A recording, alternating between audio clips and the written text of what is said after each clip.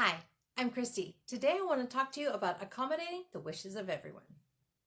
So when I originally planned this series, I was intending for it to go live around our spring break. Beginning earlier this year, we planned to go visit my in-laws over spring break. Now, they travel less, so we're making a greater effort to go and see them.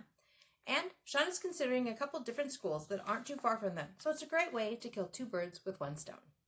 Unfortunately, they live driving distance from us, so we typically drive it.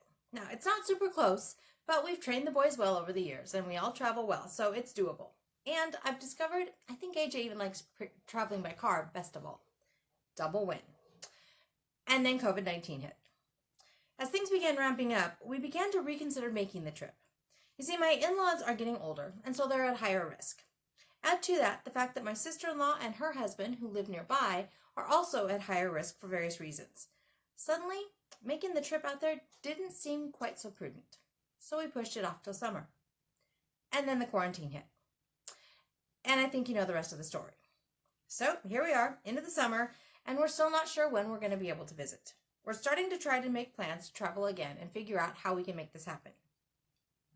Because of the increased risk to those we're visiting, we want to make sure that we're doing everything we can to make sure we're not passing germs to them unsuspectingly. And so we're trying to figure out how we can make sure that all of us are home and fairly decently quarantined anyway for at least 2 weeks before we leave. Now, business trips, church camp, football camp, quarantine times, other activities, suddenly figuring all this out got really complicated. But enough about the logistics.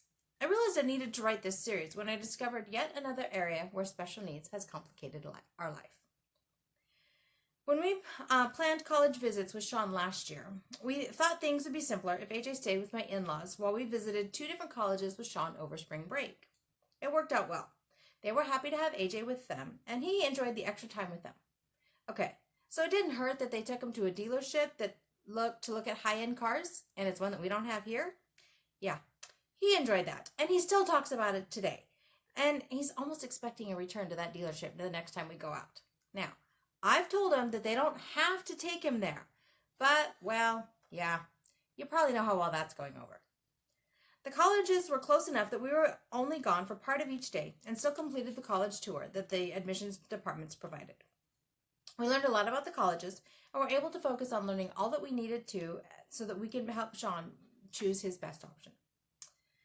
Over the summer, we visited 2 other colleges, although this time we had to take AJ with us. He did well, but he got bored pretty quickly. And there was just a different dynamic having to assist him while trying to focus on what's happening on the tours. Both tours were successful, and we learned what we needed to, but none of us enjoyed them quite as much. So, when Sean added another school that's relatively close to my in-laws, we asked AJ if he wanted to stay with my in-laws again while we made this visit. Now, he was very happy and excited to say yes to stay with them, so we asked if they'd mind. They said that would be fine. So, life is good. We're definitely blessed. But as I'm writing this, we still haven't heard if that new school has reopened for college visits. I suspect they haven't. And with the risk of COVID-19 still present, we don't want to risk passing anything on unawares. So, I think we'll be passing on leaving AJ with my in-laws this time around. Honestly, I suspect we won't be able to make the visit at all this summer, so it's probably a moot point anyway. If or when we can visit this new school, we're probably going to try and figure something out, though. But this got me thinking. Most families, when it's time to start looking at colleges, it's not that big of an issue to just bring the whole family. Now, I'm sure there are many who leave siblings at home or make other arrangements for them. But these alternate arrangements are typically for younger siblings. And that makes sense. It's not very often that they have to make arrangements for older siblings. And yet, here I'm doing just that. Now, the difference in those 2 sets of visits was so stark for us that I seriously will try to figure out a way to have AJ otherwise occupied whenever we have to go on a college visit. We can then focus on meeting Sean's needs and learning the most about each school in the shortest amount of time possible. And it also makes sure that AJ can engage in activities that he enjoys during this time. So while that's the really long way to say we need to consider everyone's wishes when event planning. Okay, I realize that's nothing new. It's a good basic principle to follow anywhere in life. And yet, it's not one that I saw coming when I started thinking about making college visits. but respect for each individual rises when their individual needs and desires are included in the decision-making process. I understand that it's not always possible to please everyone. Sometimes we just have to suck it up and do things we'd rather not do because we're part of a family. It's what families do for each other. But whenever possible, choosing to honor each person's wishes demonstrates respect for each individual, regardless of ability level. And for individuals with special needs, it's often easy to overlook their wishes or desires because they don't voice them for us. These individuals are unlikely to say anything if not asked directly.